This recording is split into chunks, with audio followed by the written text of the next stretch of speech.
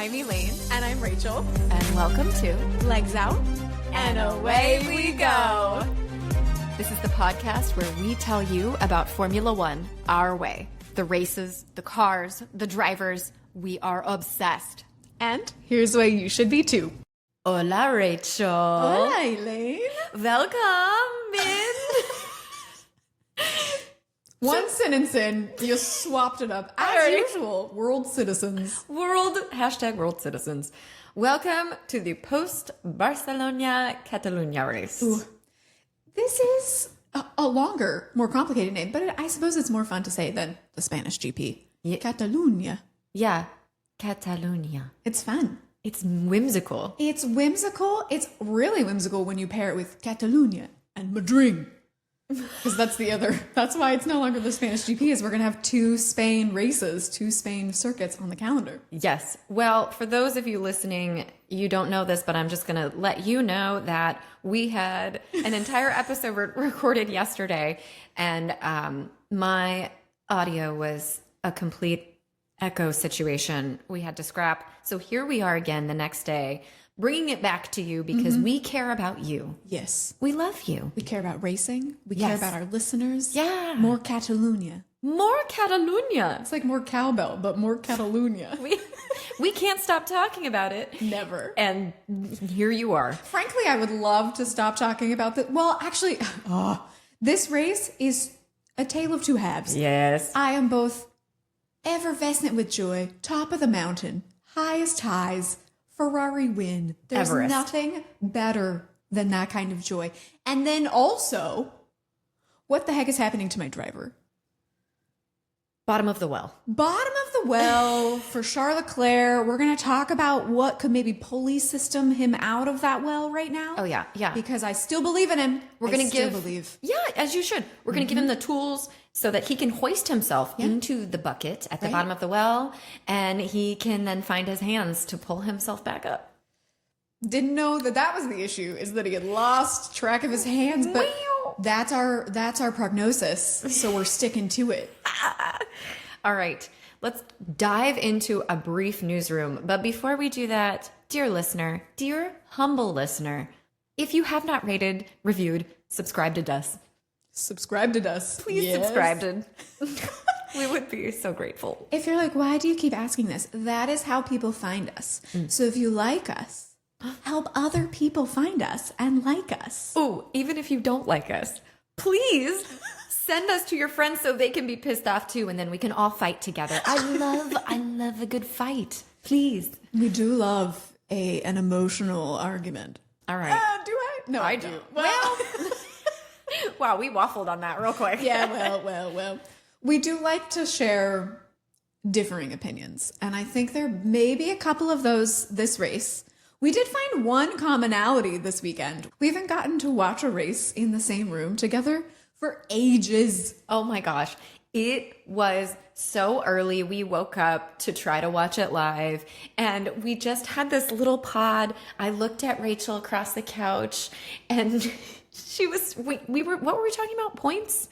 Oh, is this the thing that we really disagreed upon? Oh, or yeah, the thing because that we agreed upon. Oh, I went straight to what we disagreed upon. That would be driver of the day, because Elaine, I don't agree. It just made me it filled my heart with such joy to rage against each other while loving each other so fiercely across the couch. I love driver of the day. I think it's not always a popularity contest of who's in first. I think it's fun. I think it encourages people to look outside of what's happening at the front of the race, even though for this, a lot of the drama was happening there. Yeah. But I love it. Keep it forever. It is fun. The thing that I vehemently disagree with you upon is the fact that you think perhaps there should be a championship point awarded for driver of the day. I mean, why not? How is Alex Albon ever going to get another point? Listen here. Oh my gosh. But he will never get driver of the day because people just favor the person who doesn't qualify very well. And then they blast up to the front of the grid. Oh my God. Or as everyone banded together and said, yes, Lewis Hamilton must be driver of the day because this was a win of the freaking century, y'all. See? But you tried to pit stop us off at Newsroom, and I just can't. like I said, we can't stop talking about Catalunya. Newsroom. Before we even really dove into the action in Catalunya, there was so much news that broke, and so we're going to take kind of a meatier newsroom today. First of all, Pierre Gasly, can you tell us what happened for this man? I'm so mad. I'm so freaking mad on his behalf. Turns out, guess what? He did deserve P3. The FIA rescinded their penalty because their stupid looper beeper, whatever the fuck it is, at the end of that pit lane was not correct in determining that he was speeding a second time. And he should have been on the podium in Monaco, near his home country, where he is involved. I mean, all of his friends live in Monaco. Yeah. He's from France. They all speak French. It's fucking abysmal. It's abominable. They should be ashamed of themselves. And just giving him the trophy, that does nothing. Well, I have not read today, but as of yesterday, Red Bull has not actually shipped the trophy. It's kind of this weird little mystery where they're like, oh, we're preparing to send it to you. That's kind of like procedure. That's like gentleman's code within Formula One is like, if this happens and for some reason the podium got it wrong, the team that got it was given the trophy on the podium, you're tasked with sending it, right? Ah. And Red Bull's like, what trophy?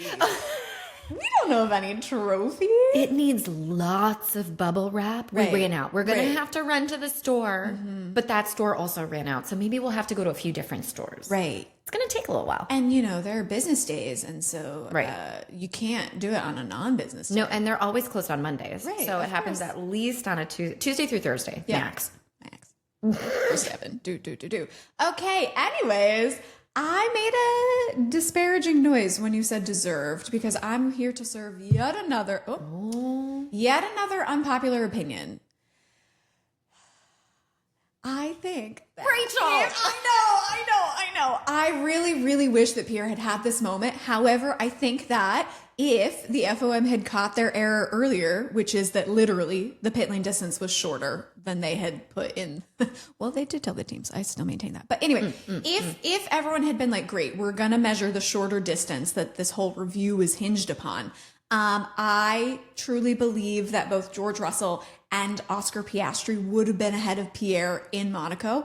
However, their penalties are not eligible to be repealed because Pierre Gasly did not serve the penalty in race, and Oscar and George and many of the other people who were involved in this megalodon of mess ups, they serve their penalties in race. So you can't overturn that. Right. You can't overturn that. So I'm bummed for everyone. And largely, even though I'm still holding an unpopular opinion, the FIA, FOM, they messed up. This is a mess. Yikes. FOM stands for Formula One Management. Fecal of matter. What? That is the grossest mismanagement of the resource. I'm still so pissed. Yeah. This is literally almost 2 weeks later and we're still talking about it. And I think it will continue to be something that is looked back upon because this is one that they better make some rule updates on is what I will have to say. And speaking of messy rule updates. Oh, please. I'm going to take us to item number 2. Which means nothing. It's a bunch of letters. Can you say it? Hang on. Hang on. Yeah. ADUO. I'm going to make a little sound clip of that. And anytime that anyone wants to talk about it, I'm just going to be, hold on. ADUO. It stands for, dear God, amazing. Additional development and upgrade opportunities. This is a bizarre little dive into the data that is supposed to help teams who are behind on engine development to catch up. Now, this is not a balance of performance, kind of, but it is an opportunity and an opportunity only in time and in money for the teams that are lagging to, like I said, catch back up. So Aston Martin. So Aston Martin should get principally, all of it. Yes, and I understand that apparently they made a whole other bracket that it was supposed to be like 1 upgrade, 2 upgrades. That was going to be like the max of upgrades that were given out. No. And somehow they were like, you're like 10% off, Honda. Maybe we give you an extra couple million to Yeah. rectify Yeah, what this- is happening. This is the like specialty, like, oh, you really fucked up. That's bad. Exactly. I will pinpoint this in that we're talking about this today. Okay. Because this is something that may reconfigure the running order going forward. Okay. And B, this is not set in stone yet. Okay. As evidenced by the fact that apparently the top power unit, the top engine maker, is Red Bull and their Ford Powertrains partner. Wait. Red Bull? Yes, your face and Max's face are one and the same because everyone is like, hold on, what? The fourth fastest car is apparently the benchmark? Then there's something wrong with your test. Well, this is where we go into the nuance. When we talk about power units, that usually comprises both the ICE, the internal combustion engine, and also the energy section of the power unit, right? However, for whatever reason, ADUO only looks at the ICE. So we're just looking at like quote unquote traditional power. Ah, okay. So Mercedes is really ahead because they have really nailed the ERS, the energy recovery system. Yes. So their deployment, their harvesting is like top of the pack. Incredible. Apparently, Red Bull really smashed it out of the park on this other side. Wow. So interesting. And yet, you've created a set of rules that benefit the harvesting system. Kind of. Weirdly in them saying, let's update the ICE, but not. Yeah, you've hit the crux of it. I mean, this makes no sense if that's how you're going to determine the benchmark when clearly the benchmark is in a completely different area. You're footballing and somebody else is soccering, which you can argue are the same word in the world, but they are two completely different sports. In the US? Yes. Yes. Okay, yeah. All right. Yeah, it is interesting that even though they went into this season saying, let's really, really work on this energy side, that this is the place that they put the upgrade developments. Regardless, we didn't make the rules. Ferrari and Audi are eligible for 2 upgrades. Okay.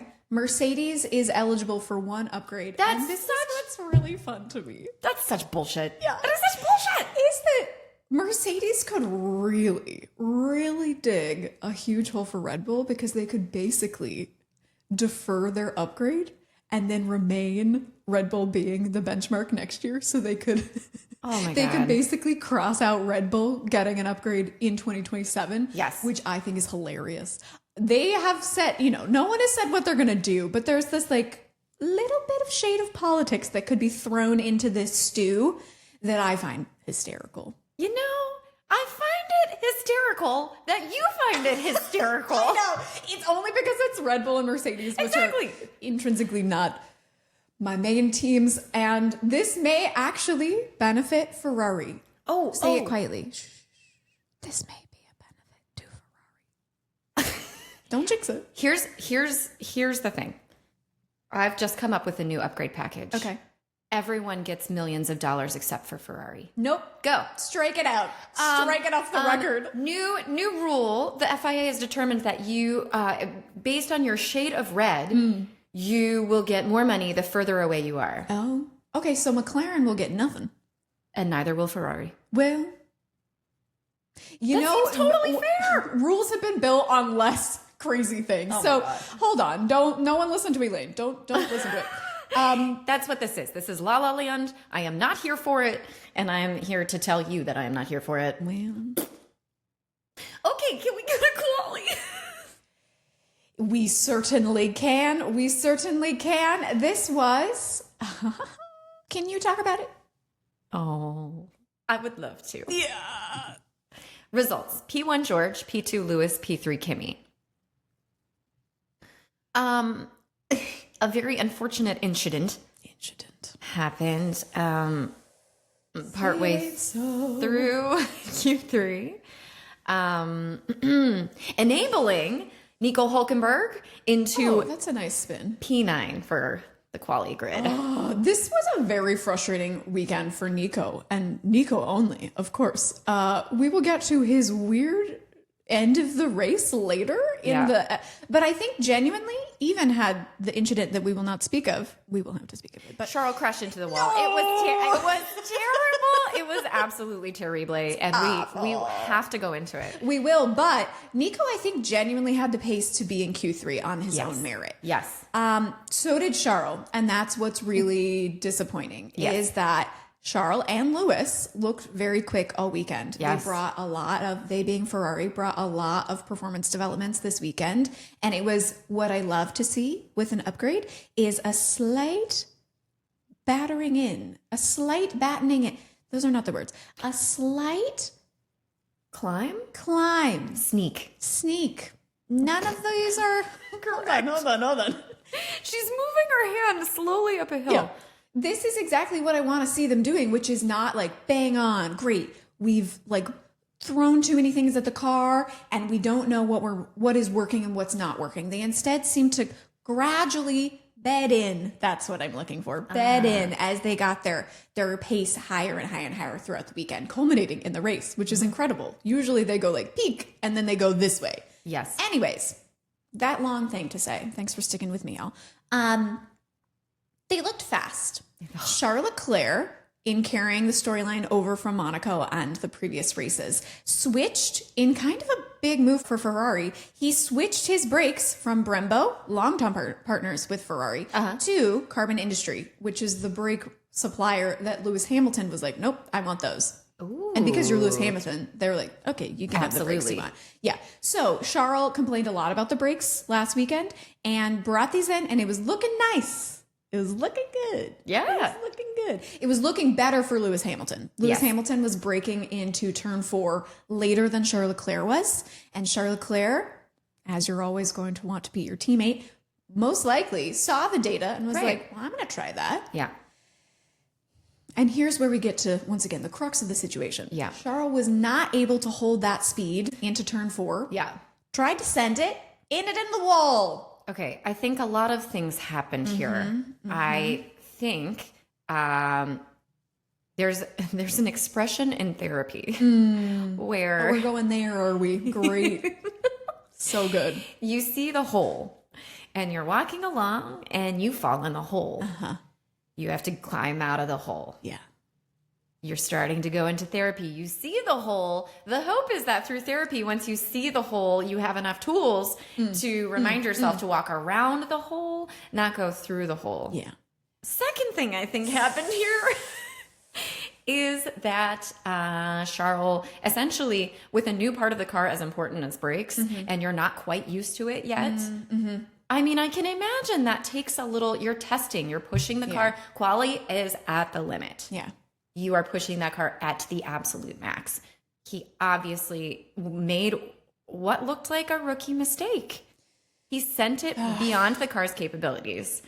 I'd love to argue on the rookie mistake. You could hear me take a breath. Yes, please. And then I actually can't. I think that this is a rare moment of backslide in Charles' kind of emotional and mental fortitude as a driver. Yeah. And I hear me. It is difficult for me to be critical of this driver because I hold him in such high regard. However, I think, as we are so used to, the challenge moments, the moments of constructive criticism, those are the moments that we grow as dancers. Yes. And so I think very comparably, this is a moment that I hope that he sees the challenge, that he sees things are going wrong, and is able to take a step back, examine all the data, and then be like, great, this didn't go well. Here's how I'm going to turn this around. Because dear God, do I believe the fact that he will turn this around. Yeah. I very strongly still think that he is a world driver champion. The people who are all of a sudden like, great, he's Ferrari's second driver and he's being Danny Ricciardo'd by Max Verstappen. I'm like, Lord God, damn, please just put a little tape over your mouth. I respect your opinion, but also don't put that out there. Don't put this on him. It was so difficult to see him in the post-quali session where he was at this very vulnerable and raw emotional state, which we talk about. They often are coming out of the car, but it was a low that we don't often see with him. And he said, it must be difficult to stick with me. It must be difficult to stay a fan of me, basically. And that breaks my heart. Honestly, even though I think, and as dancers, we all have these moments of horrific self-doubt and just general fuck-ups. We are human. We are not infallible. We are not robots, right? As I talk about. Right. We cannot execute the same thing to perfection 100% of the time, even though that's the job. Right. That is the tricky thing with any performance or competitive element that you're pursuing, is that you know what perfection is. Yeah. And that is both something that every athlete, every artist should have, is that striving. Yeah. But it's also like so much of the beauty of the human experience is falling short of that mark. And so I just want, not as if he's going to hear this necessarily, but I do hope that the power of like social media is going to be for good in this instance. These parasocial relationships, I hope that he can turn to them as Lewis Hamilton did and see that like people are not abandoning him because of a hard patch of rough times. Right. He has built up so much good credit with Ferrari. Ferrari has dropped the ball for him so many times, and he has been able to push it across the line and push it across the line. And it's so ironic because this is the one time that Ferrari's strategy was so clean. Yeah. They nailed that fucking strategy to the wall. Well, and I In a good think that that is another element. There are so many different kaleidoscope ways to look at this incident. But I think that that's something that actually does give me hope coming out of this. Yeah. Is that this is exactly what I hoped would happen when Lewis Hamilton came to the team. Is I think that Lewis Hamilton is a lot pushier than Charles Leclerc in a good way. In that as a champion, he knows what needs to be done and he is not scared of saying, I'm going to push back on this. You guys need to raise the bar here. You need to change that. And that is so much of the value, not only his talent on track, but that is so much of the value that Lewis Hamilton can bring to a team like Ferrari in this day and age. Yes. I think that's super important too. I want to go back to what you said about, I don't think you said it like this, but basically like we are never done as learners, as dancers, as human beings. You're never done learning. Right. This is a great opportunity for Charles to take what he is strongest at and take notes, take a step back. I think he's having a hard time swallowing the fact that Lewis has come in with this wizened knowledge. Yeah. Wizened is a cruel word. Well, I was thinking wizened as in wizard, not old, because I do think Lewis Hamilton is a bit of a wizard. Well, sure, let's go with that. Yeah, we'll use the magician word there. Let's go with that. Good. All right, Okay. continue. So his wizard knowledge, I think he could, Charles could take some of that, take a little slice of humble pie. This is the therapy. He sees the hole. He knows it's there, but it's like Icarus. You're flying too close to the sun and your wings get burned because this is the folly of every man. I see what someone else is doing. I can do it better. Yeah. This is why I never do a penché tilt next to Rachel. Never. You should always do it next to me. Nope. Because we each have our strengths, and you float through the absolute air.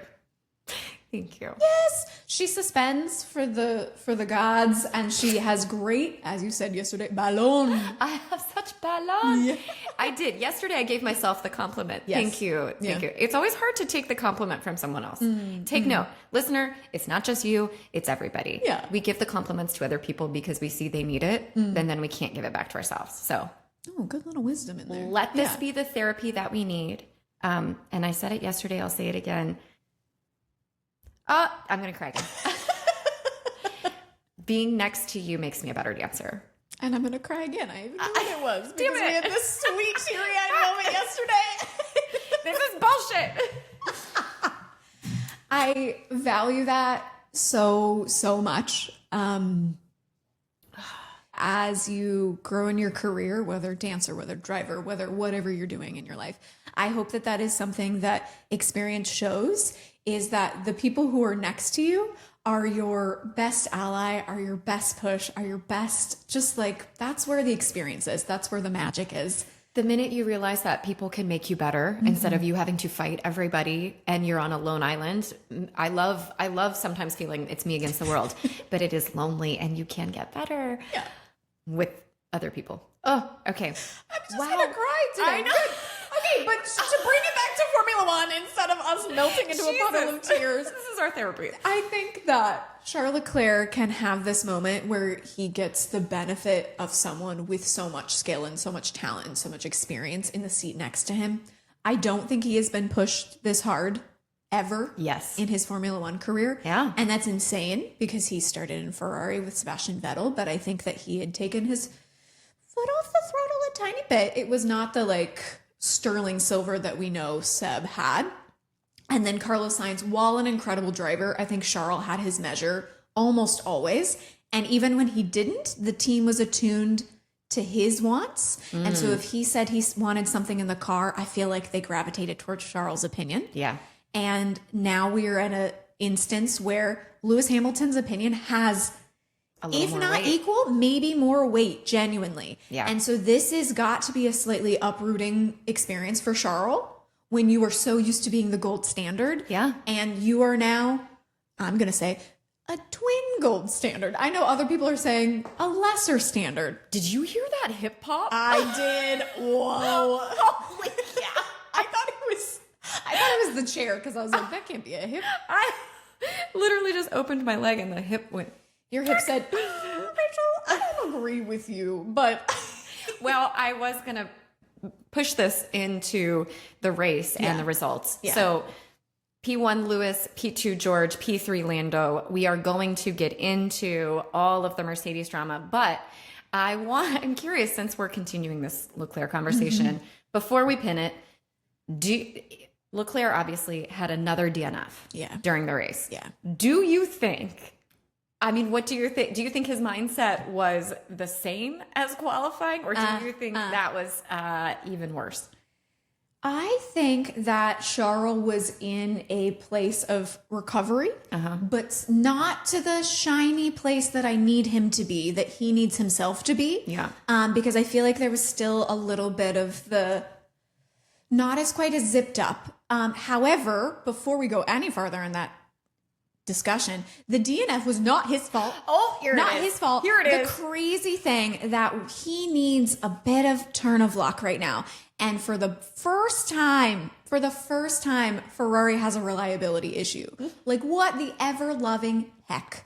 If anyone needs the 13th summer break to hurry up and get here, I think it's Charles Leclerc. The man needs to go have some time with Leo, with his wife, just go enjoy Monaco and like refresh and be like, this is who I am. Someone told that to Lewis Hamilton. I need everyone to be, let's find the Charles Leclerc specific version. Let's keep Lewis Hamilton separate. But I need someone to tell Charles Leclerc his version of, remember who you are. Hey, okay, I want everyone to know that this has since been decreed, not the Barcelona race. This is the race of, it's not the driver, it's the car. That's Elaine's favorite sentence. I said that 60 times. Hear ye. It is the car, not the driver. I don't agree. I think that. Oh, you think it was Charles Leclerc's fault? No, I think this is a nuanced discussion in each situation. And in this case, the car literally quit on him. So yeah, it was the car. But I think that any performance has to be a balance between the car and your own talent. Yeah. I think there are I agree with you. It's nuanced. It's not black and white. Maybe in certain circumstances, but yeah. I think that it's kind of telling that we've spent so much of this talking about Charles Leclerc. Yeah. Because I love him. But the headline man of Ferrari is Lewis Hamilton. Yes. And I think this was a very clear time when it was both. The car was rising to the standard that Lewis Hamilton needed. And then he took that and he applied that when he's in the right mood, the verve that man can bring to a race car is exhilarating. Let's give him his proper due. Yes. Because I'm sure if you've been listening for a while, you probably know Lewis is not the top of my driver ranking. Mm-hmm. He hasn't always been one of my favorites. 2021 will forever haunt you. It doesn't haunt me at all. Damn. Girl, I am fine with 2021. But I haven't always agreed with Lewis's attitude off track and in plenty of his interviews. But I'm coming around. Damn, can that man race? He is so, he's just, I know they call the Mercedes a silver arrow, but he just feels like this arrow shooting down the track when everything aligns. He has magic about him. Yeah, he is a wizard. He's a wizard. That wizened man. And his radio at the end, you can hear what this means to him. Right. After all the bullshit talk about him retiring, he's good. You can't shake it. He is a great driver. Yes. Yes. Thank God that fan said, remember who you are. Yeah. It gives me chills to think about his journey, how many years this has spanned. Yeah. And how much of Formula One history is defined by this one man. Yep. As we talk about stats for Ferrari, he's the 41st driver to win for Ferrari. And it's crazy with how many wins Lewis Hamilton has. The fact that this one matters so much to him. Yes. And like you said, with those radios, he really knows how to just hit you right in the heart with like he brings out such heartfelt radios. Yes. When it is, when it is felt by him, it is felt by everyone. Yes. It is insane. The man first won at 22 years old. This win, 41. What a little when baby. I'm talking about like era, the man knows how to dominate an era. He's also the oldest driver to win since Jack Brabham's 1970 South African Grand Prix. Damn. We have talked so much here amongst ourselves in our lives about experience and how that can benefit, how it can be like this double-edged sword. Yes. And I just feel like not only is this a huge win for him, it's really encouraging for people who are not at the beginning of their careers to know that like there is so much to look forward to. Yeah. And you don't have to, I'm just teary-eyed today. Oh my gosh. You don't have to, think that your best golden days especially in these athletic pursuits are behind you, that there is, if you keep your foot on the gas, there is more to come. Man, I want to pin this for a later discussion because I have a lot to say about that as a dancer, one of the older dancers in the community. As one of our fellow dancers said, I am ageless. You will never know exactly You are, how you old. scintillating being. Thank you. But yes, and as the desire to prove I am enough, I've done enough. It never feels like enough. You are always trying to find the next peak. So I hope that Lewis spends a moment enjoying this peak. Agreed. Be on the peak, enjoy it, and then come back down, live with the rest of us, and climb then do it again. Yeah. Boom. All right, we can't talk about this race without talking about the Mercedes. Ooh. Can I leverage a question at you? Yes. Which is, do you feel like, not on points, but on momentum, do you feel like Kimi or George comes out of this weekend stronger? Kimi. Yeah. 100%. Why? I think George should be very afraid. George should be nervous. George is caught with his pants down a little bit. Multiple times in the race, I thought he sort of fumbled the ball. He's got his pants twisted around his ankles. He's a little bit worried about people seeing his tiny, pasty little British butt. And you paused, and I could see you choosing where you were going to go with that. Thank you for choosing the less. You knew it could have been so much worse. I know. His pasty little tushy, which is then why I want to take our little sidebar trip back to my favorite segment called What in the Radio? What in the radio? I feel like they haven't been delivering as much good ones to us, but Yes. George made sure. He always brings the isms. He What did he say this he absolutely does. This was a little bit of a pit stop drama for you. I know, Rachel, you want to talk about the tire strategy because 3 pit stops. A 3 pit stop race. I was not prepared. But George should have been, but I wasn't. I was like, nah, they're doing 2. No, wait. 3 is way too exciting. So immediately when Lewis pits for quite early on in the race, Mercedes was baited into pitting George first, and George was pissed. Yeah. Not because they pulled him into, he was because they pulled him in too early. But I think mostly it's because you've exposed me to Kimi. You've left me exposed. What? Don't look at me. No. I was going to argue with you about the pants down situation because I think while I agree with you that Kimmy comes out of this stronger, George actually had a decent weekend, but he basically argued your point himself in saying, I've been exposed. What language, George? What language? You've exposed me. How dare you pull my pants down in front of Kimmy? How dare you?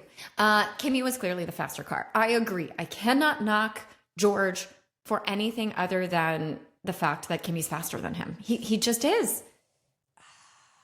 Not in qualifying this weekend, though. George was the measure of Mercedes. Kimmy, I think, had not a messy. It's crazy the standard that we start to apply immediately because Kimi Antonelli is like blowing all expectations. But as we're in round 7 of the 2026 season, the standard has now changed for Kimi, and therefore his qualifying session looked under the par. Okay, this is where I go back to one lappeth do not the championeth maketh. You love the old English. You really, really do. I want to put an F on everything. Not the time. Okay, but going back to the starting grid, this is to your point. So we started with Russell on P1, Hamilton, and then Antonelli. I was nervous for this start. Really? But I feel like this proved to a giant example of experience is king. Slow is almost fast, which makes no sense unless you think about the fact that Hamilton was so calm and measured. And then you left Russell and Antonelli to fight it out. I was a little concerned that I was torn in what I wanted because I very much wanted Lewis to stay in the race, but I feel like a little bit of the realist in me was like, the Mercedes just have it. They really have it. Yes. And so I was I thought that too. Concerned and excited to see George and Kimi battle in the beginning of the race. And since we didn't get that, I was like, all right, we'll table that. I've got other things to think about in this slow burn of a race. Yes. And it was so, I got more than I bargained for because I both got a Ferrari win and I also got Mercedes battling each other. Which chef's kiss, as you say. But to the original question, do we feel like Kimi has the momentum going out of this? The fact that Kimi was able to battle and then pass George, I think it's going to stay in their mental record books. Yes. Despite the fact that George made some points up in that gap to Kimi in the championship points. I think that means nothing overall. We are less than halfway through the season. Which blows my mind. Yes, we still have like 2/3 of the season left. I'm both really excited and I'm also like, How? And also, I feel like we're really starting to kick the momentum fully. And I don't necessarily know if we can all of a sudden start throwing Lewis Hamilton into the championship fight, but like, we might. We might. If you think about it in terms of last year, how far ahead Oscar Piastri was. Right. How far behind Verstappen was. Right. 2 measly points. I'm not over it. That's what haunts you. I'm so mad. That's what haunts you. Yeah. Oh, gosh. Yeah, so that was very interesting for the Mercedes dynamic. Hope they both keep their pants on. I almost said it, and then I was like, you have time. You could not say it. You could not say it. But I did. I said it. These are my clappy crab hands. Just wiggle my hands. We learned what finger foods is called in Spain. Pinchos. Pinchos. We had little pinchos. Yeah, that was a really fun thing. Thanks for our friends of the podcast, Connor and Konami, for bringing pinchos. I give you my pinchos hands in support of your verbiage. Thank you. Thank you for following the pants metaphor. Retract them, but you know. It's too late. It's out in the cloud. Great. Okay, so I want you to tell me, because I know it's itching beneath your skin. Yeah. Tell me about the tires. Guys, we have spent so much time talking about energy and harvesting and super clipping and derating and blah, blah, blah, blah, freaking blah. We have been missing Tire Chat. Tire Chat has returned. It's here. Thank you, Barcelona-Catalunya, you beautiful, highly abrasive track for bringing back Tire Chat. Woo. I'm over the freaking moon. This track abrasive, like I said, some long sweeping turns. So it puts a lot of pressure on those tires. Pressure. And it was so hot.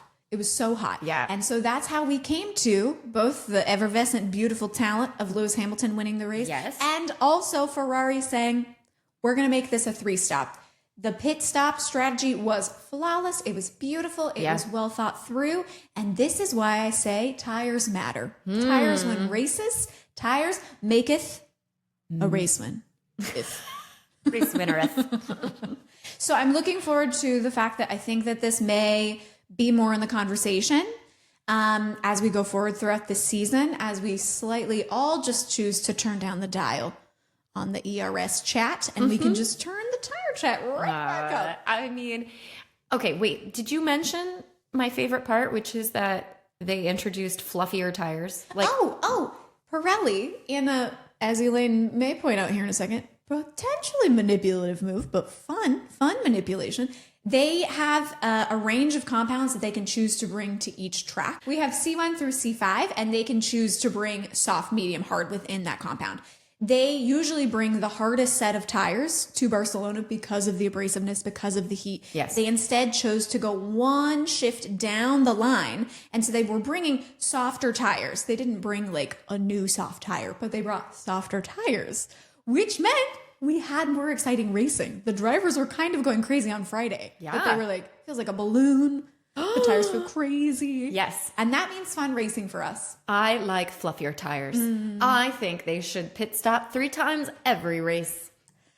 Fluffy tires for everyone. But then it would be fun because if it was like everyone's going to 3-stop and then someone's like, I'm going to be the tire whisperer and I'm going to have 1 pit. So it's just, we love aberrations. We love an aberration in a race strategy. That's true. Hashtag never forget Alex Albon doing an entire race with 1 set of tires. At the very end, he was forced to pit, and then I think he gave up points because he was forced to pit. But I will never forget screaming at the TV, let that man race! Do not pit him! That was story of amazing. Alex Albon's career, basically. In that Literally. he's doing really difficult things. He's toiling away at the back of the grid. Can we talk about him? Yeah, he is one of 2 extraordinarily bizarre ends to a race. I just want to say, at least he's a step above the data harvesters, because it wasn't a question of if, it was a question of when they would retire the Aston Martins, which they did. Stroll was first, just FYI. But because of the system, I know. Fernando Alonso, don't do it.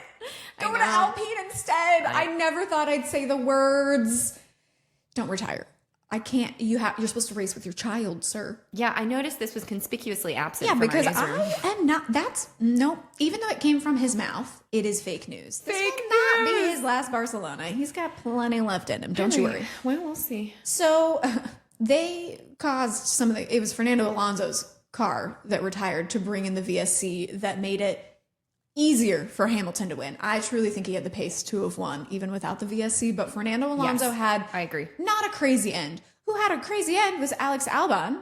After a car issue brought him in, they then were like, yeah, but we could send you back out and do some laps because this is wise for us. We need some help. Williams needs to trim some car weight. But instead of being able to finish out the practice session, instead, his Formula One granted camera came loose, and therefore he had to officially re-retire. I just can't with this, because technically, according to the standings on the Formula One website, he is in 18th place. Yeah. Behind 3 DNFs. It is this weird, again, bizarre and convoluted rule where if you've completed 90% of the laps of the race, you are classified. But was he classified? Technically, he's classified. Because he completed 90%, but... Plus, his time was plus 11 laps. Which, yeah, that's story of the He's weekend. below Charles Leclerc, Kimi Antonelli, and Oliver Behrman. What? Okay, my question is, once you see them, like, tipping over the cow and wheeling it into the garage, like, how are you allowed back on track? I don't get it. Then I they love were like, this kind of old vestige of, used to be testing all the time, that it's still accepted. It's like, yeah, you can use this as practice laps as long as you're not causing any collisions. I thought they were going to send him back out with all those weird wires that come out where they look like a giant sensor tower, like driving around the track. Like, what? I feel like if they could have, they would have. What other point is it? Ay, ay, ay. Well, good for you. You are P18. You are above Fernando Alonso, Nico Hülkenberg. We'll talk about that next. And Valtteri Bottas and Lance Stroll. Tell us what happened to the unluckiest man. Somehow he still wins an unluckiest man of the weekend, Nico Hülkenberg. Is it as unlucky as him getting a Lego trophy for his first trophy? No, but close. So Nico Hülkenberg and Liam Lawson were scrapping, as you do, in the points. In the track. As we said before, Nico Hülkenberg on fire this weekend. Yeah. Qualified, got into Q3, qualified in P9. So as he's fighting with Liam Lawson goes wide, kicks up a little debris, a few little rocks flying around. One rock, by the speed of God, finds apparently a kill switch. Yep. There's a kill switch in the car. There's this like magic destruction button that they've hidden somewhere in the car. And this rock was like, fuck you, man. I see you. I am coming right for your ass. I know my target. There it is. I mean, how? Literally how? The Literally odds how? are astronomical. Yes. Liam Lawson had no idea. He was told later in the pit, and it was like, what? And Nico Hülkenberg is like, my word. Here we are again. If something could happen to me, it will happen to me. Lawson was probably like, what button? What are you talking about? I don't know that button. Oh, it is. You're right. The odds are astronomical. Poor Nico Hülkenberg. I just really need him to get his due. But if we can extrapolate from his entire career, perhaps he'll have bad luck, bad luck, incredible luck. And we'll see a random Nico Hülkenberg podium this year. What a hot take that would be. I would love that. Yeah. Hey, the next race, let's look forward. The next race is in Austria. We go to the Spielberg's Red Bull Ring. Yes. Which we love. We all love. Yes. Yesterday. It's really a fun circuit. Oh, it's so good. Yesterday, I tried to call it the Hungara Ring because that's just my favorite track to say. Bar none. Bar Honda. Bar Honda is one of my favorite legs out jokes. It makes me so excited. But we'll probably have more legs out jokes next week because it will be an off week. Yes. So we will bring to you a deep dive, a subject of our choosing. Yes. This is always an area in which you can jump in because if there's something that you want to know about, write us. Please. I love doing research. Elaine loves doing research. We love a deep dive. So if there's something you want answered, we're your girls. I love giving hot takes. Rachel loves research. I Let's be love clear. to give you a structure upon which you can bring all of the jazz. love, all that jazz. All right. Well, thank you for listening to our recap of the Barcelona-Catalunya Grand Prix. We are happy. Oh, we are so happy. This was a therapy-fueled recap, and I'm so happy with it. Yeah. Well, we love you. And if you don't love us, that's okay. We'll love you extra. Yeah. Rate, review, subscribe. Find us where you find all of your fun stuff. TikTok, Instagram, Threads. All of them. All of it. Yep. And so with that, it's legs out. And away we go. We'll see you next time.